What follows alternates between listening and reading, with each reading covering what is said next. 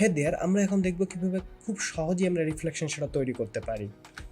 আমরা এখান থেকে ম্যাজিক টুল নিব, শিফট ধরে ক্লিক করব, সিলেকশন ধরে যাবে, কন্ট্রোল-শিফট-আই, কন্ট্রোল-জে দিব, কন্ট্রোল-টি, কার্সারটাকে আমরা নিচে রাখবো, রাইট বাটন ক্লিক করে ফ্লিপ ভার্টিক্যাল দেব, ইন্টার দেব,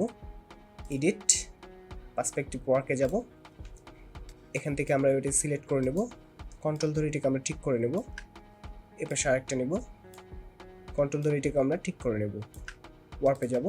ওয়ার্পে যাওয়ার পর কন্ট্রোল ধরে এটাকে আমরা সেট করে দেব, ইন্টার, আমরা জি চাপবো, গ্রেডিয়েন্ট চলে আসবে, এখানে আমরা একটা মাছে ফেলবো, দেন ব্ল্যাক কালার উপরে রেখে এইভাবে আমরা একটা টান দেব, আমাদের এটার অপাসিটি কমাই দেব আমরা 70